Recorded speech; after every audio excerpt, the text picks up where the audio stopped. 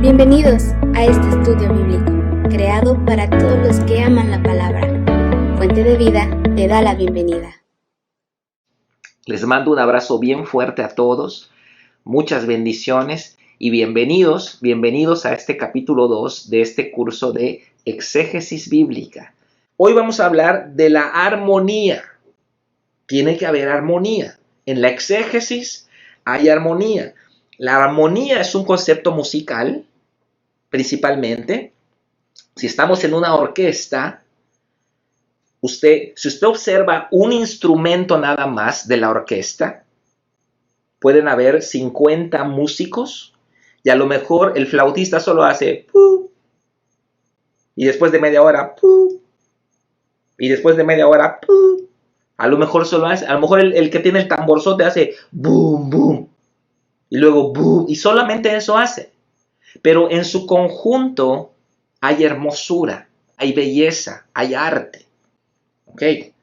Y no estamos hablando de qué tan bueno es el uno y el otro. Ellos han entendido que ellos tienen una pequeña parte, un pequeño aporte, y entonces cuando suman todo, se forma la armonía. Ahora, ¿qué pasaría si el violinista empieza a tocar otra cosa?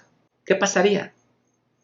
En medio de la belleza, en medio de la armonía, en medio del arte, vamos a escuchar algo feo. Vamos a escuchar algo que no armoniza. Vamos a escuchar algo que se sale del contexto. Y vamos a decir, oye, callen a este guitarrista. ¿Por qué esa persona está ejecutando mal su instrumento? Y el maestro de ceremonias, el maestro de la orquesta va a decir, hey, cállese. Porque está dañando todo. Cuando nosotros estudiamos la palabra de Dios, tenemos que estudiar un pasaje de manera que armonice con toda la escritura. Cuando nosotros tomamos un pasaje y lo sacamos fuera de su contexto y hacemos una eisegesis, metemos nuestra idea y decimos que Dios está diciendo lo que no está diciendo, en ese momento nosotros rompemos la armonía y entonces hay una disonancia, hay una discordia con el resto de la Biblia. Por eso tenemos que entender que en la exégesis no se pierde la armonía con toda la Biblia. Muy bien, 2 Timoteo 3:16, usted lo sabe de memoria. ¿Qué es lo que dice? Toda la escritura, Génesis, Apocalipsis. Incluye Levítico, hermano. Incluye el libro de los Hechos, que muchos bautistas dicen, bueno, el libro de los Hechos no es un libro doctrinal, es un libro histórico. No lo podemos tomar como un libro doctrinal. Claro, porque no se apega a muchas formas litúrgicas de cómo ellos realizan su liturgia. Entonces, pues como no se apega, no es un libro doctrinal. Es un libro histórico nada más. No, pero ¿qué dice la Biblia? Toda la escritura, de Génesis a Apocalipsis, es inspirada por Dios y es útil para enseñar, para corregir, para redarguir, para instruir en justicia, a fin de que el hombre de Dios sea perfecto, enteramente preparado para toda buena obra. Entonces, en primer lugar, en un buen estudio de exégesis debe haber una armonía con toda la escritura.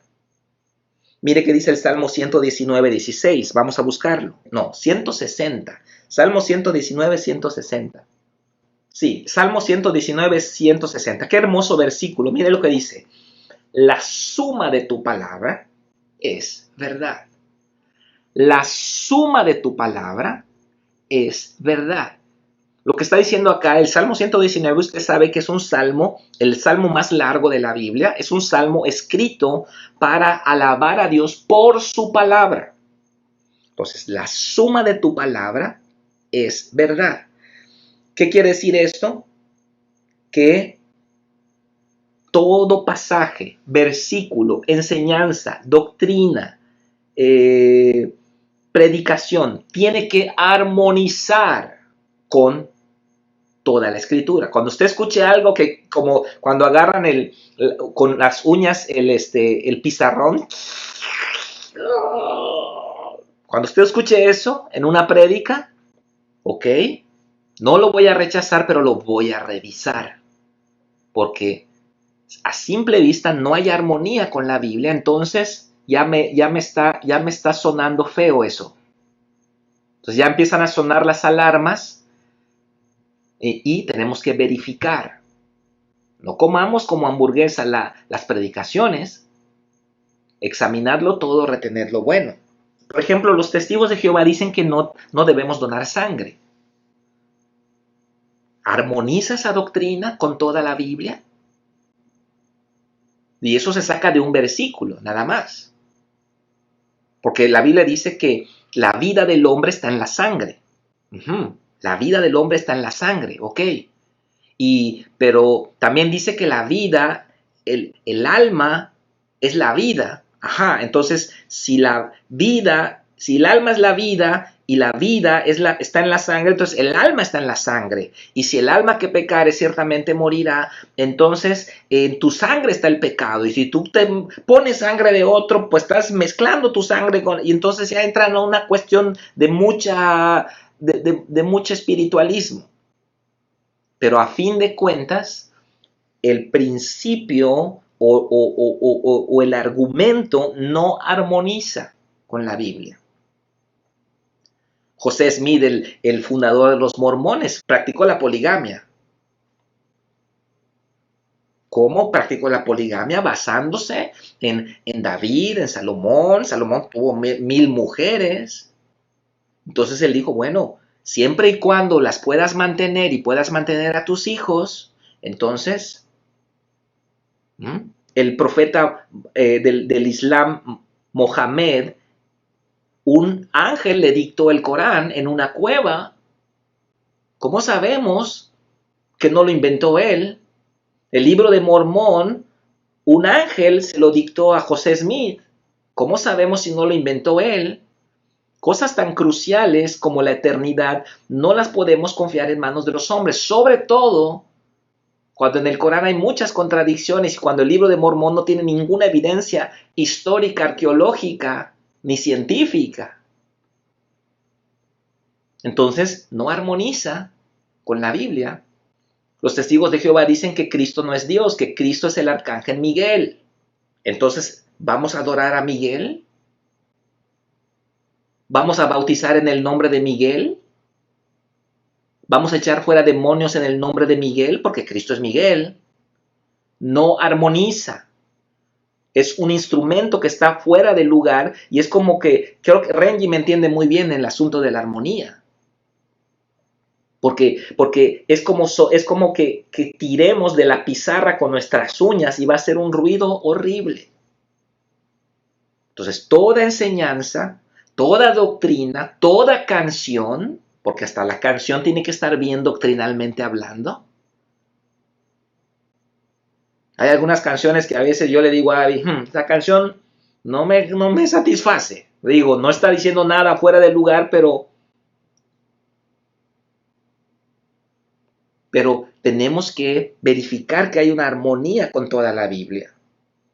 Armonía con toda la Biblia, una armonía contextual. ¿Sabía usted que en 1234 un señor llamado Stephen Langton, él es el que le puso los capítulos a la Biblia? Era difícil encontrar los pasajes. Entonces él se dio a la tarea de poner los capítulos a la Biblia. Y luego en 1551, Robert de Tenier, él le puso los versículos a la Biblia, pero ni los profetas, ni Moisés, ni los apóstoles escribieron capítulos y versículos.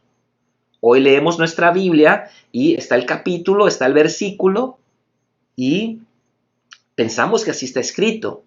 Y los impresores de la Biblia a veces separan pasajes, como por ejemplo, voy a mostrarle un pasaje que a mí me llama mucho la atención. Es Efesios 5:24.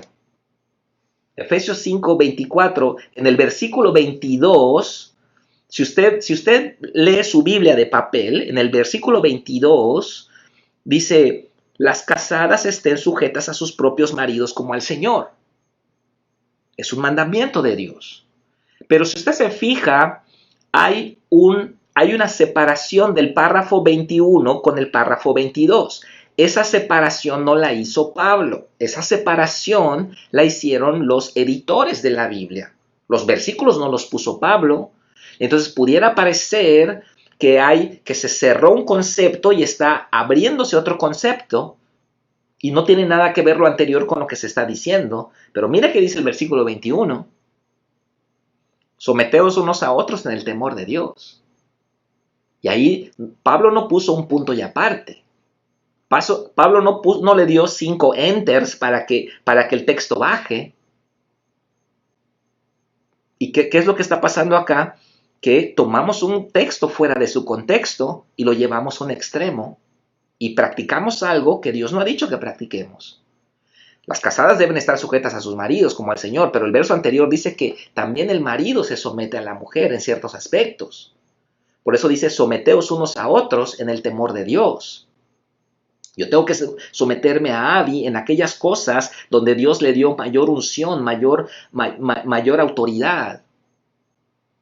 Por eso se llama ama de casa. Yo tengo que someterme a los sugieres de la iglesia. No porque yo sea el pastor, yo voy a violar las reglas que los sugieres están poniendo. Yo tengo que someterme también a ellos. Tengo que someterme a los diáconos también. Entonces, todas esas cosas a veces las pasamos por alto y nosotros violamos los principios de la palabra de Dios.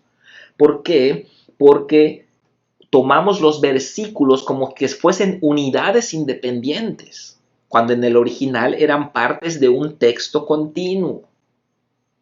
Entonces tenemos que aprender en la exégesis número 1 a que haya una armonía con toda la escritura. Un pasaje, una enseñanza, una doctrina tiene que armonizar de Génesis a Apocalipsis. Número 1. Número 2, tiene que haber una armonía en el contexto. No puedo sacar un versículo fuera de su contexto y ponerlo como una bandera y me voy con mi versículo y empiezo a inventar una nueva religión porque yo estoy llevando un versículo. Porque originalmente no existían los versículos. Existía el contenido completo de la enseñanza. Entonces, no saquemos un versículo fuera de su contexto y digamos algo que Dios no está diciendo. Entonces, tenemos que estudiar los contextos. No son unidades independientes. ¿Ok? Tenemos el contexto escritural inmediato, aquellas cosas que dicen, cuando analizamos en el curso de escatología Mateo 24, ¿se acuerdan? Leemos Mateo 24 y cuando lo leemos, Jesús está diciendo un montón de cosas, pero todo parte de las 3 preguntas de los discípulos. Jesús responde la pregunta 3, luego la pregunta 1 y luego la pregunta 2. No sé por qué lo hizo Jesús así, pero así está plasmado y así lo tenemos que leer, así lo tenemos que entender. Eso es entrar al contexto del versículo. Tenemos que saber a quién le dijo Jesús eso. Se lo dijo a un centurión, se lo dijo a una samaritana, se lo dijo a un gentil, se lo dijo a un judío, se lo dijo a un discípulo, se lo dijo a un fariseo. Entonces, ese es el contexto que debemos estudiar de un versículo. También tenemos el contexto cultural y aquí es donde todos patinamos, en el contexto cultural. Frecuentemente nosotros nos desviamos porque nosotros, usted, yo, todos los de América Latina, los del hemisferio occidental, los europeos, parte de los asiáticos, todos nosotros heredamos la cultura griega, grecorromana. Nuestro pensamiento es griego. Creemos en la democracia, creemos en la filosofía, creemos en esas cosas, en la ciencia, creemos en todas esas cosas, porque esa es una herencia griega. Entonces, si yo no puedo leer la Biblia con una mente griega, Por eso los europeos, muchos europeos, en tiempos de la Reforma, llevaron a un extremo la enseñanza de la gracia, porque leyeron la Biblia con una mente extremadamente filosófica. Lutero fue un buen reformador. Lutero fue un hombre sincero y honesto con la verdad, pero luego de Lutero vinieron muchos reformadores que estuvieron bien en muchos aspectos, pero llevaron a un extremo ciertas enseñanzas y se volvieron tendenciosas y se volvieron un problema. Por eso Lutero dijo una vez que el hombre es como un borracho sentado en un caballo. Usted siente un borracho en un caballo y el caballo empieza a caminar y el borracho se va para un lado. Luego lo pones en el centro y se va para el otro lado. Luego lo pones en el centro y se va para el otro lado. Así pasa en la iglesia cuando no estamos yendo a la verdad, cuando no estamos estudiando la verdad. Eso le pasa a la iglesia. Nos vamos de un extremo, luego nos vamos al otro extremo, luego regresamos al otro extremo. Eso es lo que veo en Latinoamérica. Los países latinoamericanos van de gobiernos populistas izquierdistas a gobiernos derechistas autócratas y luego regresan y luego van y luego regresan porque no estamos teniendo un pensamiento crítico, no estamos estudiando, estamos permitiendo que otros piensen por nosotros. Yo le voy a decir una de las grandes revelaciones, una de las más grandes revelaciones que Dios me ha dado. Y se va a reír usted de esta revelación. Pero si usted la analiza, es una gran revelación. Pero se va a reír. Una de las grandes revelaciones que Dios me ha dado es: tú tienes cerebro. Tienes que usarlo, hijo. Tienes que usar tu cerebro. Tienes que ser analítico. Tienes que verificar si lo que te están enseñando es correcto. Entonces, ¿cuál es el problema? Que nosotros leemos la Biblia con mente griega, pero la Biblia fue escrita por hebreos. A un hebreo, no le digas que la fe es algo interno. No le digas que la fe, que la creencia es algo filosófico, espiritual, porque se ríe de ti. Para el hebreo, la fe tiene que ser práctica. No, el hebreo no, y esa es la razón por la que muchos judíos no se convierten hoy, porque sus estándares son mayores que los de los cristianos. Un genuino hebreo de tradición y de cepa genuina hebrea, él no concibe que una persona diga creer una cosa y haga otra cosa. Por eso bendigo al Señor por la carta del apóstol Santiago, que para mí trajo un balance en mi vida, hermano. La carta del apóstol Santiago trae un balance y mucha gente, escúcheme, ha desacreditado esa carta incluso diciendo que no es de inspiración divina, porque no nos gusta. Así que nosotros tenemos que ser autocríticos y aprender a leer la Biblia como es. Por eso Pablo dice: el justo por la fe vivirá. Y el gentil grecorromano dice: gloria a Dios, no tengo que hacer nada. Creo en Cristo, ya la hice. No es así. Cuando dice el justo por la fe vivirá, está diciendo el justo, una persona que vive correctamente, porque tiene fe, vive correctamente, hace las cosas bien, camina en la verdad. El justo por la fe vivirá. Su justicia depende de tener fe. Y eso puede llevarnos a extremos. Bueno, está el contexto original también, que de eso vamos a hablar la próxima semana. El contexto original, las raíces griegas y hebreas. Hay muchas palabras que se han traducido de acuerdo al contexto cultural del tiempo del traductor. Usted sabe que las palabras van cambiando su significado, la misma palabra va cambiando su significado a lo largo del tiempo. Por ejemplo, la palabra caridad. La palabra caridad, ¿qué significa para usted y para mí hoy? ¿Qué es caridad? Son 5 moneditas que le damos a una viejita en el centro. Eso es caridad. para nosotros.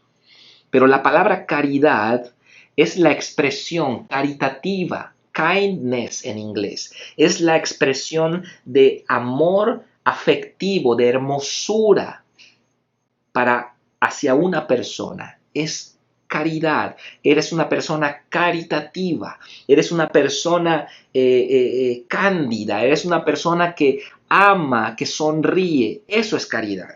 Pero la palabra ha cambiado su significado a lo largo del tiempo. Por eso la versión 1909 de la traducción Reina Valera decía caridad en vez de amor. Y luego en la versión 60 se cambió la palabra caridad por la palabra amor. El problema es que la palabra amor también ha cambiado con el paso del tiempo. Y hoy amor significa muchas cosas, menos lo que la Biblia dice. Hoy amor es afecto, es emoción, mariposas en el estómago, es romanticismo, es relación sexual. Eso es amor. Pero bíblicamente hablando, el amor significa obrar en favor de otra persona. Vamos a abundar más de esto en el próximo capítulo porque vamos a hablar de raíces griegas y raíces hebreas. Ok, pero el tercer punto, y con este terminamos, el tercer punto de hoy, la armonía en la exégesis, ya vimos, número 1, debe haber una armonía, un pasaje, una doctrina, una enseñanza, debe armonizar con toda la escritura, número 1. Número 2, debe haber una armonía contextual, contextos, el contexto inmediato, el contexto cultural, el contexto original, el contexto dispensacional, que no me va a dar tiempo de hablar, nada más les comento que es en qué momento sucedió. Antes del diluvio, antes del pecado. Por ejemplo, hoy no podríamos estar andando desnudos. Eso era para la dispensación de la inocencia, antes del pecado. Entonces, hay dispensaciones y es importante dónde sucedió cada cosa, en qué dispensación. Eso lo vamos a ver la próxima semana. Y el tercer punto de hoy es la armonía con la razón y la conciencia. Tenemos que entender esto muy bien, porque para que no seamos engañados, hermanos. Muchos falsos profetas, dice Pablo, han salido por el mundo. Engañadores, falsos maestros, falsos mesías, dijo Cristo en Mateo 24. Falsos maestros, falsas doctrinas. Y muchos, aún los escogidos, van a ser engañados. De hecho, el anticristo va a basar su ministerio en el engaño. O sea que la palabra engaño tiene mucho sentido para nosotros hoy. ¿Cómo vamos a discernir el engaño? Conociendo la verdad. Conociendo la verdad. En el punto 3, tenemos como algo que yo quiero que usted asimile y pueda recibir con todo su corazón. Quiero explicarlo bien, no quiero que me malentiendan ni yo quiero no explicarlo bien, porque vamos a hablar de la armonía de la escritura con la razón y la conciencia. La armonía de la escritura con la razón y la conciencia. Una verdad tiene que armonizar con toda la Biblia, tiene que armonizar con todos los contextos y tiene que armonizar con la razón y la conciencia. Uno de los 7 pilares de la doctrina cristiana, usted lo sabe porque lo vimos en Fundamentos, uno de los 7 pilares es la Biblia como máxima autoridad. Todos lo sabemos. La iglesia cristiana tiene este pilar inamovible de fe, la Biblia como máxima autoridad. Pero los testigos de Jehová también tienen este fundamento. Y entonces, ¿qué está pasando aquí? Porque la Biblia como máxima autoridad puede ser utilizado, ese principio pudiera ser utilizado por un falso profeta. Y entonces, mira, aquí dice la Biblia esto y me tienes que obedecer. Entonces, este pilar fundamental para la iglesia cristiana, que la Biblia es la máxima autoridad, Sí. Podemos decir, la palabra de Dios es la máxima autoridad. Sí, pero la Biblia diciendo lo que Cristo está diciendo. Porque si yo tuerzo la Biblia y yo le digo, mire, la Biblia está diciendo esto y yo la tuerzo y usted tiene que obedecer esto que estoy diciendo, entonces yo ya estoy manipulando y así es como vienen los problemas, las herejías. Así es como empiezan las religiones falsas. Así es como empezó José Smith cuando dijo, me habló un profeta resucitado morón y me dio unas placas de oro y la Biblia no es toda la revelación, hay un nuevo libro ahora. Y empiezan los problemas. ¿Qué es lo que hicieron William Miller en el siglo XIX, Charles Russell, todos los fundadores de la Iglesia Adventista, de los Testigos de Jehová, cuando empezaron a sacar cálculos matemáticos con base en el libro de Daniel y dijeron, no, en 1844 regresa Cristo? Y luego uno de apellido Barber dijo, no, en 1874. Y luego Charles Russell dijo, no, en 1914. Y luego el juez Rutherford dijo, no, en el 25. Y empezaron a poner fechas y todos se equivocaron. Porque todos eran eisegéticos, no exegéticos. Y ellos introducieron sus propias ideas, pero lo que más me preocupa es que había millones siguiéndolos. Y lo que más me preocupa, que a pesar de que es tan evidente que se equivocaron, esas religiones permanecen. Y no solamente permanecen, crecen. ¿Por qué? Porque se ha llevado a un extremo este precepto básico de la fe cristiana, se ha llevado a un extremo de decir la Biblia como máxima autoridad. Entonces te muestro este versículo y ya no me puedes rebatir. Sí, pero yo lo torcí. Yo torcí este versículo para que diga lo que yo quiero que diga. No es lo que Dios está diciendo. Ahí es donde tenemos que tener astucia, como dice Cristo. Ahí es que debemos ser como serpientes, como dice Cristo. Astutos. Entonces, la Biblia como máxima autoridad, sí. Pero diciendo lo que Dios dice que está diciendo. No lo que uno está inventando que está diciendo. Así que cuidado con este precepto mucha gente lo puede usar de manera tendenciosa. Así que tenemos que tener cuidado. Nunca la Biblia, escucha esto que voy a decir. Nunca la palabra de Dios va a lesionar su sentido común. No es posible que Dios haga esto. ¿Por qué? Porque la conciencia humana, ¿sabe qué es la conciencia humana? La conciencia humana es una copia de la moral divina. Dios copia su moral y la plasma en la conciencia humana, de tal manera que el hombre, aunque no sea cristiano, sabe lo que está bien y lo que está mal, porque Dios ya se lo puso en la conciencia. Otra réplica de la moral divina está en la Biblia, en la palabra de Dios. Por eso cuando leemos la Biblia, tiene que haber una confirmación de lo que está dentro en mi conciencia y de lo que está afuera. Y el problema con las sectas, el problema con las falsas enseñanzas, es que la gente está malinterpretando la palabra de Dios o no están ellos por sí mismos verificando que lo que les están enseñando es correcto. Acuérdese lo que le dije de Lutero la semana pasada. Ya estoy llegando al final de mi tiempo, pero quiero mostrarle algo. Cuando confrontan a Martín Lutero con sus enseñanzas, él es llevado a un concilio, a una dieta de Worms en Alemania. Está el emperador Carlos V, están los altos jerarcas de la Iglesia Católica, Y entonces van a excomulgar a Lutero, van a excomulgarlo por sus enseñanzas. Entonces ponen en la mesa todos sus libros y le dicen: Lutero, ¿se retracta de estos libros?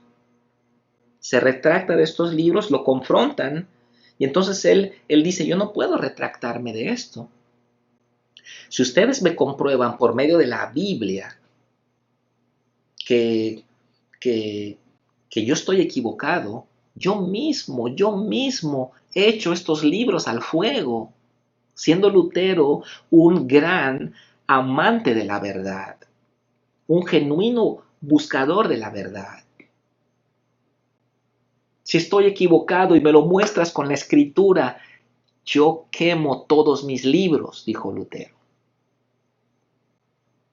Y cuando le gritaron: bueno, ¿te vas a retractar, sí o no? Él respondió, dijo: a menos que se me pruebe por medio de la escritura y de la razón. Esto es lo que a mí me impacta. Por medio de la escritura y de la razón. Que estoy equivocado, no mediante concilios ni papas que siempre se están contradiciendo. Mi conciencia está cautiva a la palabra de Dios y no es bueno obrar en contra de la propia conciencia. No puedo y no quiero retractarme. Que Dios me ayude. Entonces, muchos cristianos hoy, partiendo de la base fundamental, doctrinal, de que la Biblia es la máxima autoridad, no analizan si la enseñanza va de acuerdo a la armonía de toda la Biblia.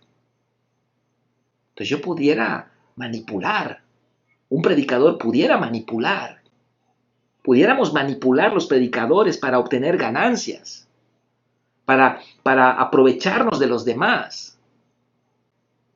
Y ahí es donde viene el problema. ¿Qué pasó cuando Moisés representó mal a Dios? Cuando golpeó la roca. Si bien agua salió de la roca, si bien Dios reprendió al pueblo, le dijo a Moisés: ven para acá, Moisés, vamos a hablar. Así que los siervos de Dios que utilicen la escritura para beneficio personal no entran a la tierra prometida. Tenemos que tener cuidado. Tenemos que representar a Dios de manera correcta. Tenemos que enseñar lo que Dios está diciendo, no lo que yo quiero que Dios esté diciendo. Y para hacer eso, tenemos que ser genuinos, honestos, buscadores de la verdad. Tenemos que verificar que nuestra enseñanza armonice con la escritura, armonice con los contextos y armonice con la razón y el sentido común. Quiero mostrarles este fragmento. Este fragmento obviamente es una película, la película de Lutero que protagoniza Joseph Fiennes, muy buena, me gusta mucho. Y aquí vemos esa escena que me gusta mucho, quiero que la vea. Confieso que he escrito con mucha dureza. Pero soy humano y puedo errar. Probad mis errores basándoos en las sagradas escrituras.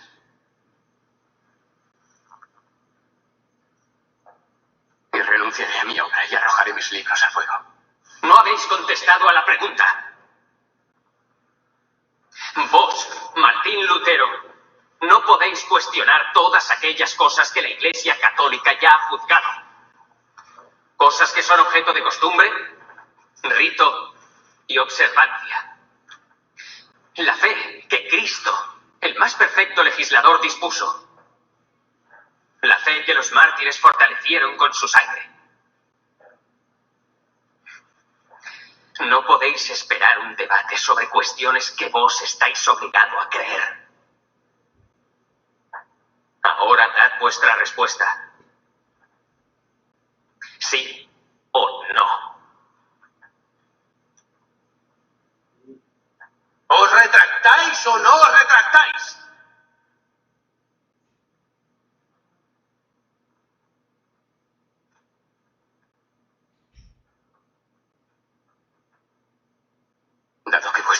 y sus señorías deseáis una respuesta sencilla.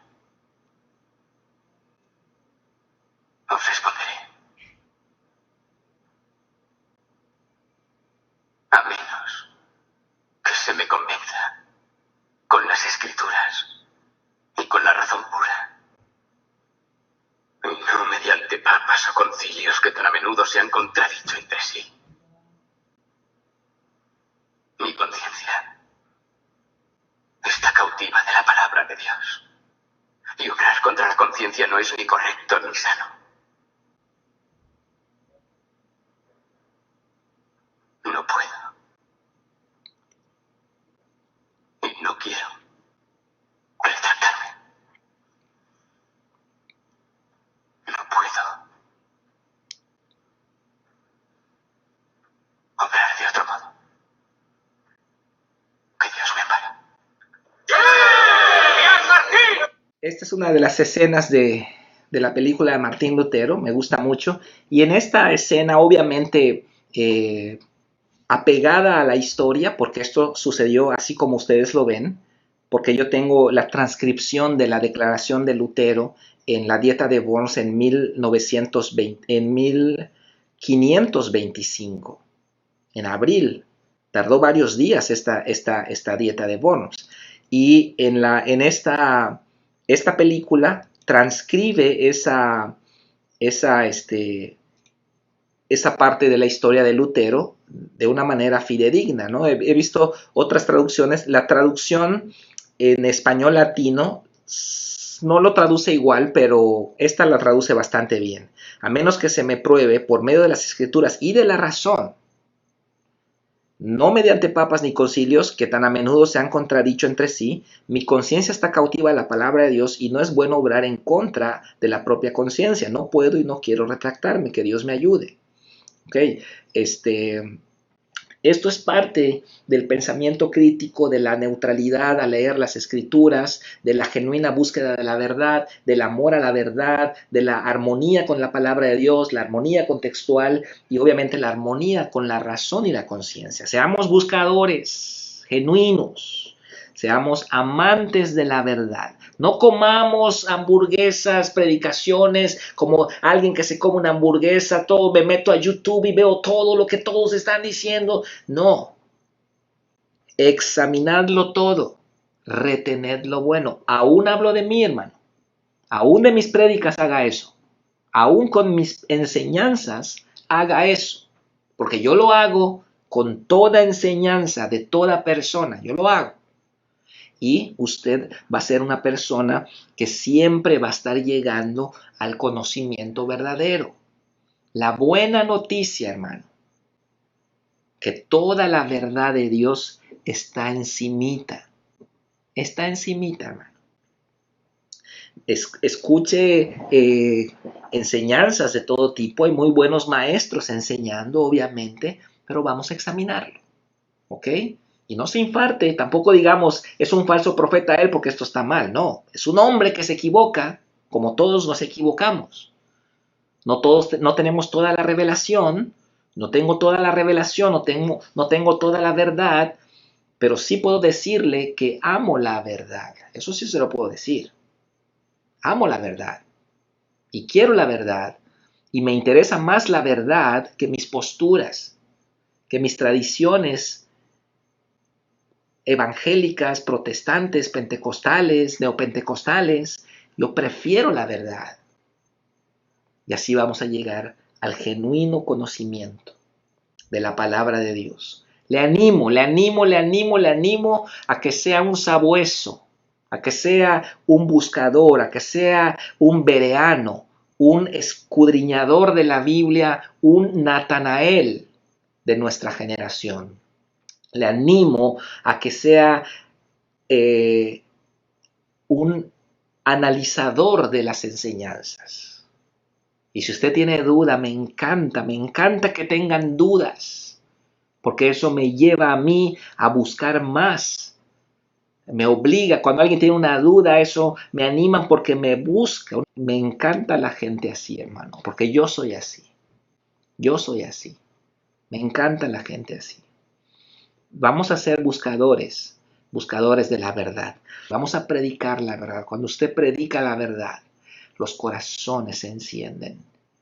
Los ángeles, hermano, los ángeles descienden y se sientan a su alrededor, porque hay muchas cosas que los ángeles no les fue revelado y que Dios nos los reveló a nosotros.